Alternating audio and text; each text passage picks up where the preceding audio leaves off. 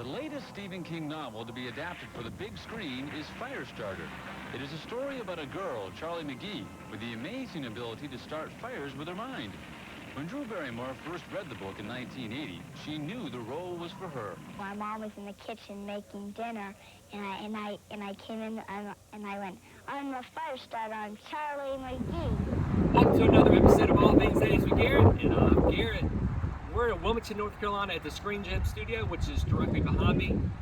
This is the home of the original the North Carolina Film Studios. We're going to do the Firestarter 1984 filming location video. Firestarter 2022, the reboot, is coming out very shortly. It's got Zac Efron in it. It looks really good, but I wanted to cover the original. And more importantly than just showing the filming location aspect of this movie, I really want to cover the historical significance of this movie to Wilmington especially. Wilmington's been home, obviously right behind me with the studios here, home to like Dawson's Creek, One Tree Hill, then Iron Man 3, Sleepy Hollow. There's been a ton of movies filmed here, not just in the past with like Firestarter and Silver Bullet and Maximum Overdrive, but also Manhunter and Blue Velvet.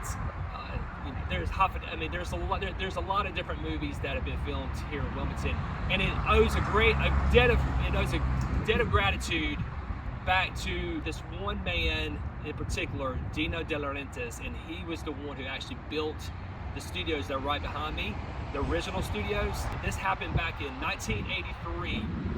Dino had the rights to several of the Stephen King books.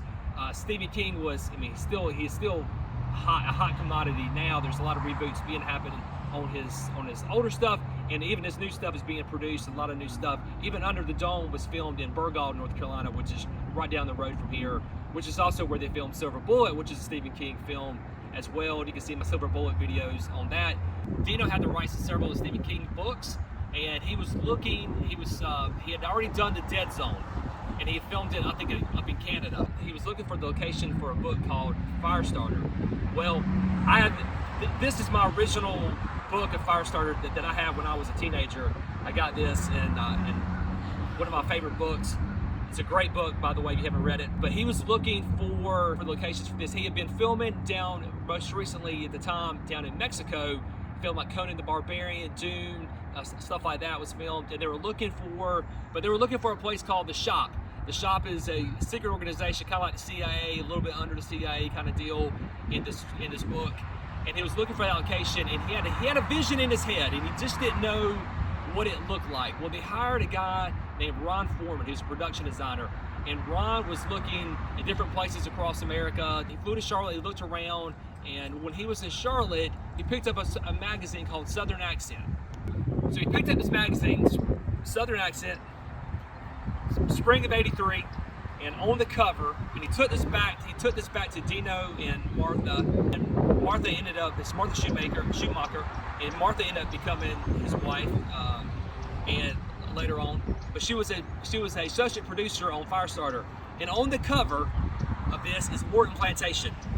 And when Dino saw this magazine, he saw this picture of Orton, and he looked at the pictures of side of Orton Plantation. He was like, "That's the shop." He had found the location of what he envisioned the shop to look like. And the shop was supposed to be like Virginia, obviously Mexico, and I think he had some people looking in San Antonio, and they really couldn't make San Antonio look like Virginia. So him and Martha got on the plane. They flew into Charlotte. There was not a direct flight here into Wilmington. They took another plane over to here. Took him out to Orton Plantation. He fell in love with it. He was like, "This is the place. This is the location that we're going to film Firestarter." But we're going to go downtown, and we're going to look at the very first scene that we see in the film, and that's downtown on Front Street. So the very first scene of the movie, it shows Andy and Charlie running down the sidewalk, or hurrying down the sidewalk, being chased. You see Reed's Jewelry above me. This is not Reed's Jewelry store anymore, but this is what you see. Is what you first see right here. He's carrying her in his arms. He's coming down this way, right down here. This is Front Street. In the book, it's New York City, but in the movie, it's Washington, D.C.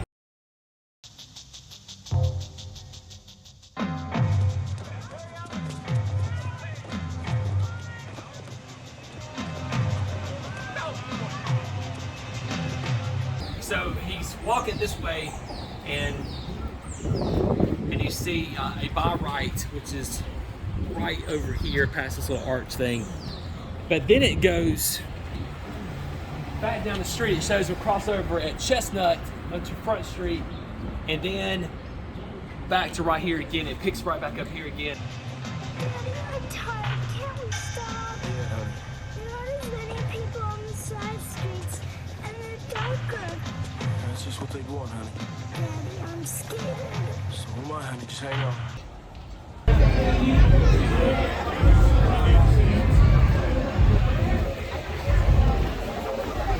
This is just like the movie. There's so many people out here on the street. Supposed to be like New York, or excuse me, Washington D.C.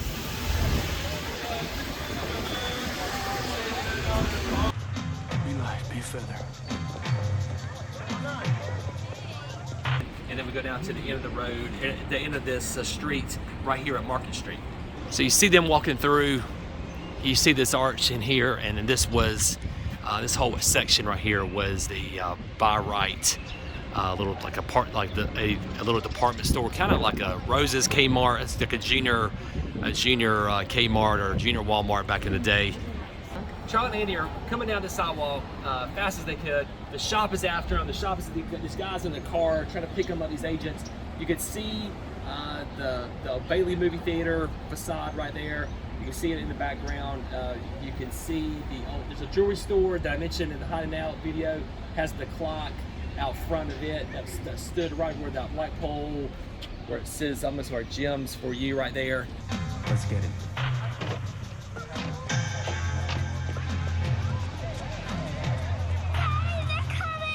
So here the shop's trying to pick them up. They're running, they're rushing down this sidewalk right here. It's really crowded. You come down to this intersection right here behind me. This is the corner of Front Street and Market Street, and they get a cab. And who's driving the cab? But Antonio Fargas. You probably know him from Starsky and Hutch. He was also Foxy Brown, the Shaft, but he's best known as Huggy Bear probably to me. But they get in a cab with him, and that's where Andy uses his powers. He gives him a $1 bill, and he tells him that's a $500 bill, and to take him to the airport.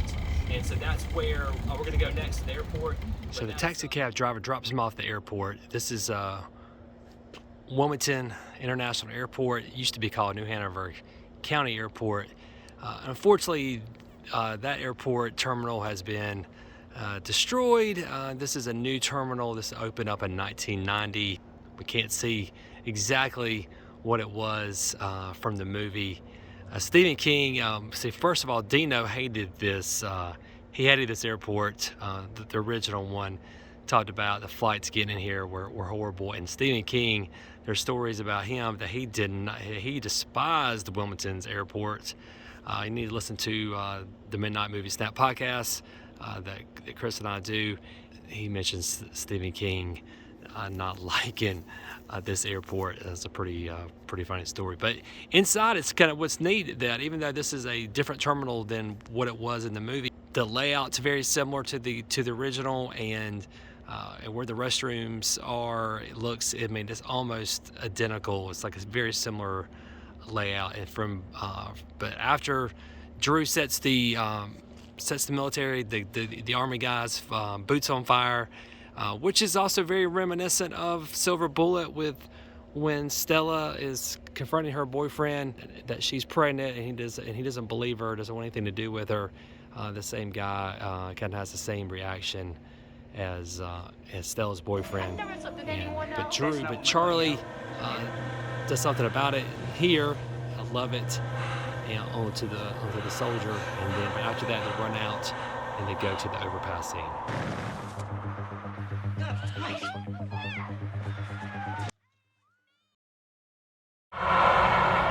This is the overpass where Charlie and Andy were walking across. This is where about halfway, about right there, is where she says that she feels the bad men are coming, Daddy, and they're coming from up across this way. They run, and they're about right there, and Andy jumps over, Charlie jumps to them, and they roll down this hill right here, and they come right down, rolled out, and it's had this thing about, Daddy, the car's coming, and he's unconscious, and looks up, and there's There's lights right there. Luckily, right in the nick of time, or they got the cars coming. Gets up, move out right here. And this is the scene. It's a sweet little scene, and then they end up at the hotel, at the Camilla Motel, which is only about 2 miles from here. This is what's wild on this to me is I always thought this is interesting, is that they roll down. She's a little girl. She's the one who's like probably getting pounded more than he is, rolling down here, and then ends up like on the ground out here, and with they make it it's very suspenseful with the truck coming right at them, right out here. This is at the spot right here.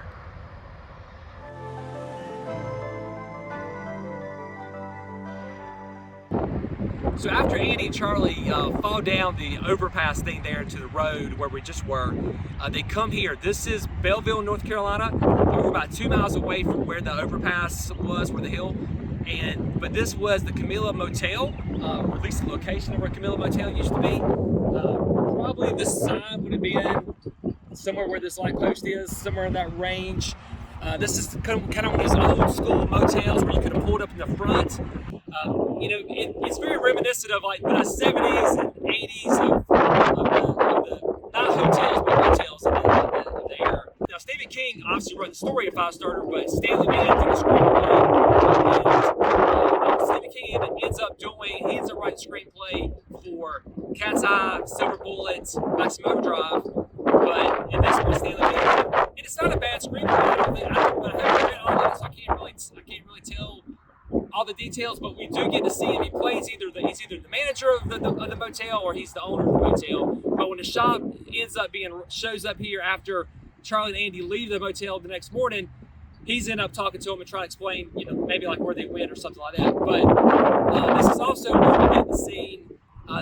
We get the flashback scene when Andy's in the bed and Charlie's asleep. He's thinking about the your blind scene, and we're gonna do the blind scene right now. We're at one of my favorite locations for Firestarter. This is the You're Blind scene, and this is one of the ones that was actually one of those lost locations that no one knew exactly where it was. And so in the movie, you can see there's some clues here. There used to be about 4 mailboxes right here together, grouped together, and this is where Andy comes in around this corner when he's looking for his daughter. So I just talked to the people who live here on the corner. They just told me that the people who live in this house right here are the same people who lived here back when it was filmed. They didn't realize that this was the scene in Firestarter, but the people who actually live here have lived here since 1983. So that's kind of cool. But how I figured all this stuff out was the mailboxes. There's about 4 or 5 mailboxes over here, and there's like 209, 205, something like that. About a year ago, I was trying to find this location. It was one of the few locations that no one had found on this movie, and so I was like looking for this location. And so I thought it was going to be easy, and that's one of the first rules there. Don't get cocky. Don't think that it's going to be easy to find a location. So Chris and I went to the library. We were looking up 209, 207s. We're trying to figure this out, and we could not figure it out. I had Chris. He was doing this. He was looking at the picture, doing photo stuff, trying to look in the black and white of it. It was all about the mailboxes there, trying to figure it out. In actuality, the 209 numbers and the 205 and 203s, all that is down this way. This is actually like 65 something. I'll give it to you on the screen, but this is Appleton Way. And it basically took me looking through on Google Maps, and I just kind of was going neighborhood by neighborhood, and I came to this neighborhood and I was like, this looks like the neighborhood. And eventually I was talking to my friend Nick, and I've mentioned Nick before. He runs Fast Rewind, and I said, Nick, it's in this. I think it looks like this neighborhood. And sure enough, I went back and I looked at it again, because I was looking at the 200 numbers, and I came back across, and I'm like, this is it. And this house over here, you can see in the background, you can see it as well. And when I saw it. There was a basketball goal, but it's not here anymore. But it's very distinctive in the thing. So this, like I said, this is one of my favorite scenes. So there's some behind-the-scenes pictures of Drew and Mark Lester right here in the driveway. It's one of the few times that he doesn't go. He put his hands and say, "You're blind." He's holding Drew in his hands, in his arms, and he's just right there, and he says, "You're blind," and these guys just fall down in excruciating pain right there in the yard, right here. And okay, before we go back to the Camilla Motel, I'm gonna go check out. I'm gonna go down. I'm standing behind a field area, some houses that go down this way. It looks like it's an old golf course, but we're gonna go back. I'm gonna go look and see if I can find the backside of what Drew's, with Charlie and Andy's and Vicky's house where it would have been. I'm gonna go down, look down this pathway, and look at these houses that are lined up over here. In the movie, you can see it for a second. It glances over to this big open field, and this is one of the possible areas that I think it possibly could be in. I'm just gonna see if I can recognize anything.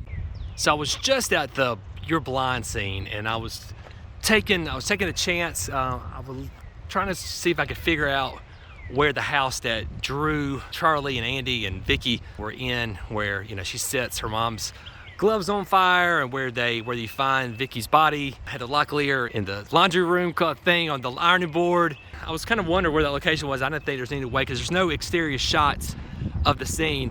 When Andy comes home and he goes and he's looking at the house, looking around the house. He goes upstairs looking for Charlie. He's going crazy, looking around, and he comes out the back. There's a back porch. There's a back sliding door screen, and it looks out onto an open field back there. Just for a second, you just see it gradually. You can see across. You see houses across the way, and it's like a big open field. And there's one of these kind of fences right here in the backyard as well. Looks like it's been part of it been taken down. But I just got through walking. This must have been an old golf course. I looked at all these houses back here that look out over this way, and this is the only one that not only looks out, but also has a back porch over it. I'm gonna go around to the front, take a look at it, and see what the number of this house is. I was not expecting to find this house. I didn't even realize that I could even find it, because there's no exterior clues on this house. Yeah, I think we found Charlie and Andy's and Vicky's house in Firestarter right here. And like I said, I'm gonna go around to the front and take a look. This is the front of the house. We're at 301 Jarvis Circle, and this is the location of Andy and Charlie and Vicky's house in the movie. We never see the outside, the exterior shots. Only we see it from the inside looking out on the back. And this is the only house that looks out on the back side of this, maybe like an old golf course that has a porch on the back. And I know movie magic doesn't always work that way in the movies, that you can come from any different direction, but it even makes sense from here that he would have left here, pulled out, went around there and went to the right, and then went around, and then, like I said, on the back side over there is Appleton Way, where the You're Blind scene is. This is really cool to find this. I didn't even expect to find this. I didn't even know if it was even possible to figure it out without talking to somebody, and, you know, like somebody would have known. Here it is, 301 Jarvis. And now we're going back to the Camilla Motel. So after the blind scene, and on the next morning, they get up,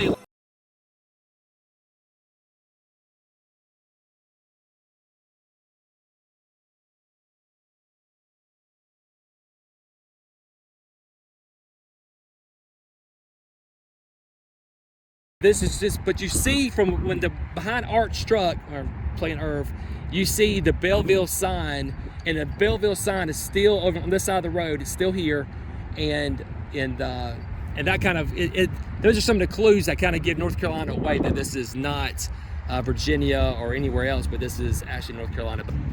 Andy and Charlie would have done going across the road.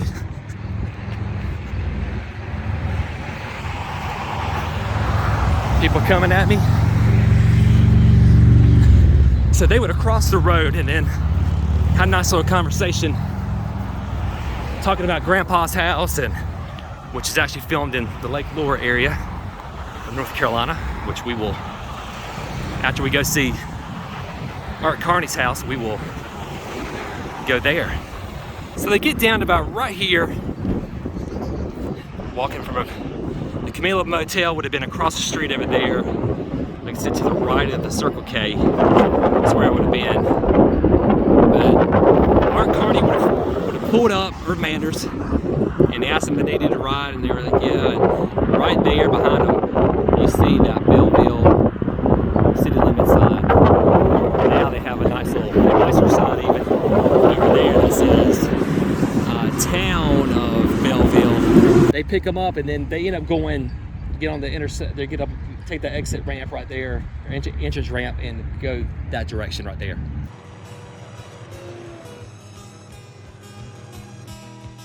Got a song for you. Oh, there was an old hen, she had a wooden leg. Finest old hen that ever laid an egg. She laid her eggs all over the farm. Another little ring won't do us any harm. So this is the Oakland Turf Farm. This is where they grow sod, but this is also the location of where Irv Mander's, Art Carney's house would have been. It'd been down this long driveway right here across this field. We can't get down there. They got it blocked. There's a gate. There's got security cameras, no trespassing, and I would love to have gone down there and take a look to see if the house was still there. This is about 30 minutes away from Belleville, North Carolina, and this is where we see the agents show up. This is also where where Charlie sets them on fire. But there's a really cool behind-the-scenes thing that HBO did to kind of like publicize the movie back in the 80s, and they did this. They was just showing how they had set up the scenes and how they did these fake facades even over at Orton Plantation. But they were really showing how they had these fire suits, these new fire suits, and how they can set people on fire, and then of course do it safely. And just a really neat thing. If you want to try to find that on YouTube, it's really good. I recommend watching it. It's a neat thing. But this is also where she comes at the end of the movie, after she destroys the shop over at Orton Plantation, and then he takes her to the New York Times, which is actually in downtown Wilmington, and we'll be going there in a little bit, and I'll wrap things up there. But this is the location. Unfortunately, we cannot get down that way, but right through down that field area right there. So we just left the Oakland Turf Farm, and from there, Andy takes Art Carney's Jeep, and him and Charlie go to his father's place, their grandfather's house up in the mountains. And we're gonna go take a look at that location up there.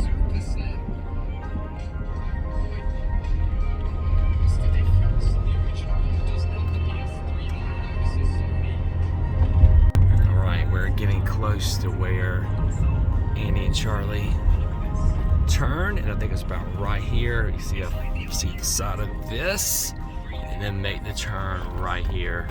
There's some signs. There's the view.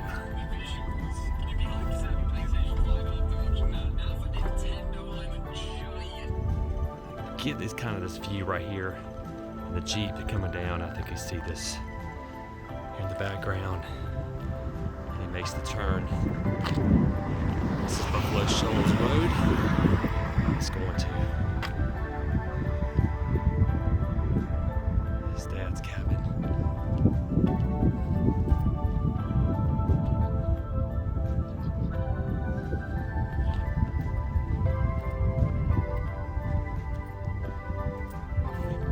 And make that turn, you get a view of that road to the left right there.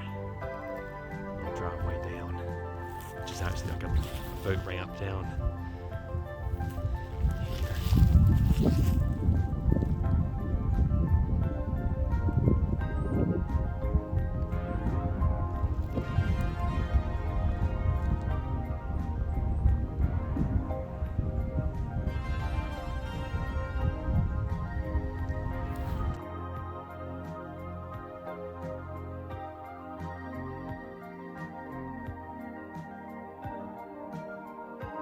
This is the view from their grandpa's cabin. The trees have grown up a little bit, so it's hard to get the best angle, the right shot, how it was, but we'll get a little closer.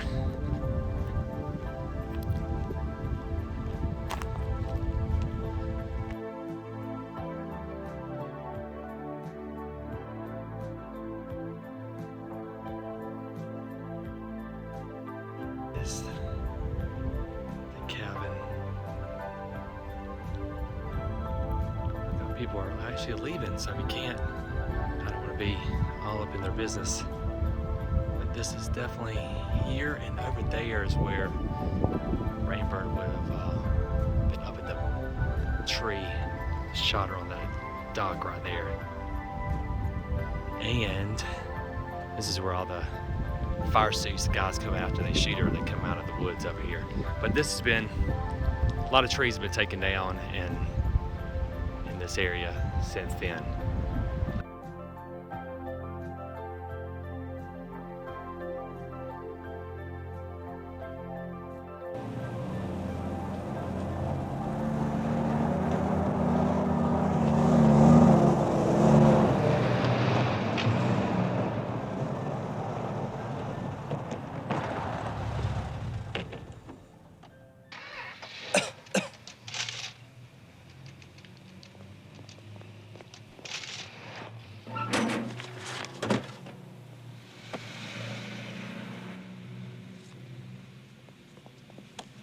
So this is the angle. How fitting that a Jeep is coming. Too bad it's not. So they come right down this way here and then pulled into here, and this would have been the, instead of Chimney Rock Lake, it's a state park now, and they would have pulled right there, there would have been parking right in here's parking lot. That would have been, this would have been the Chimney Rock post office. They've been parked about right here somewhere. You get to see this across the street from the old couple looking, but the mailboxes would have been about right here. You would have seen this angle somewhere right in here. But this is it right here. This is, and they would have been over, they'd have been over where my son is. It's Dylan. He's almost about the same age as Charlie. And this is where the old couple would have been looking. Do you have a phone here? Very close. Right over here. There with the window was just able to point it down this way. And the phone, there's still a phone. So the phone is still right there. They're here. They mailed some letters. All right, good deal. Get a hold of Bates. He can be there in an hour, and keep me informed. As I mentioned earlier, Orton Plantation has a very special place in the history of Firestarter. It was because of the magazine that I already showed you that Dino saw on the cover, saw Orton Plantation. And Orton for years was a tourist attraction, but it was sold, it was owned by the Sprunt family and sold to a guy named Lewis Moore Bacon, or Bacon, I don't know how you say, he probably has a fancy last name. But he sold it in 2010, and he's a descendant of the original owner who built this house, built the plantation, Orton, and his name was Roger Moore, not Roger Moore who played James Bond, but Roger Moore back in, I think it's like 1725 or something like that, if we're gonna go back. He closed Orton Plantation, and he's focusing on renovation and growing rice paddies again and doing all kind of stuff like that. So unfortunately, the Orton Plantation is no longer open. Even if it was here at night, I couldn't show you much in the daylight either. This is about as close as I could get.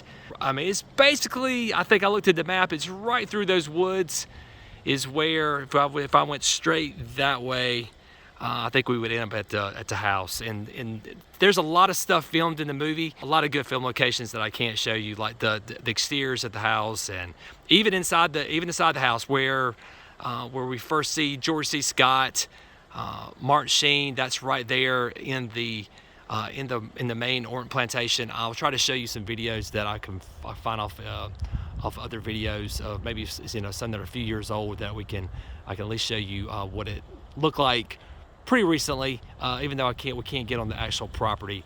If anyone does have access or knows somebody who can give me access, I would love to do a video. Maybe one day they'll open it back up and we can actually get in there. To our last film location for Firestarter. This location right here is the Murchison building. This is at the very end of the movie.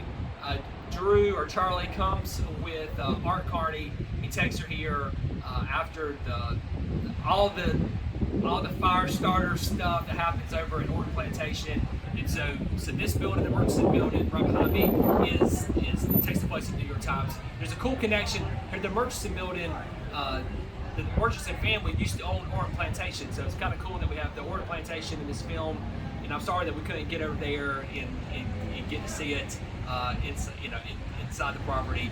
But maybe one day I can get that video to you. So right behind me here, where it says 201, that is where it said the New York Times. There's this whole storyline. If they get her story to the press, that she'll be safe. And what's cool about this location is another thing. The next movie filmed here is in the first film that's considered of the North Carolina Film Studios is Cat's Eye. And Cat's Eye uses this location as one of their scenes in the movie, and I'll cover that when we cover Cat's Eye. In the movie, like I said, Art is taking Charlie here. There's this little scene at the end where Drew says, she kind of looks up to the skies up here, and she's like, "We did it, Daddy. I did it for you," something like that. And You'll be safe now, Charlie. Doing it, Daddy. I love you.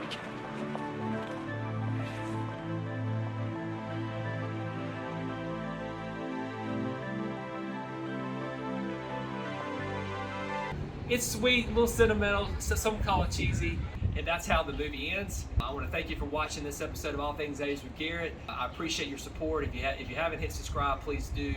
Hit like. There's a lot of people I like to thank. You can check out my video description below. But just a few, like Nick Alloway from Fast Rewind, Hunter Ingram, who does the Fear Unearthed. Another one is Chris Turner, who I did the Midnight Movie Snap podcast with. We're actually going to cover this movie and cover the new movie, the 2022 version. So look out for that. It's coming out soon. But again, thank you for watching, and I just appreciate your support. We owe a great debt of gratitude to Dino De Laurentiis and to Jim Hunt, who was the governor at the time, and Ingram Cappuccino and Martha, who just recently passed. These people who had the vision for this movie being made right here in Wilmington. Here, Dino said, I think it was an interview in 1984, he said, in Hollywood, the space gets limited, but in Wilmington, he says the whole city is our studio.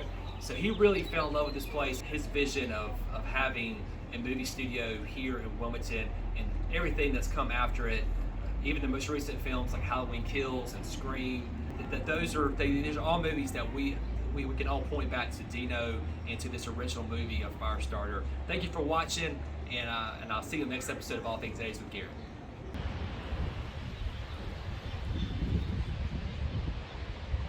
Solemn stories.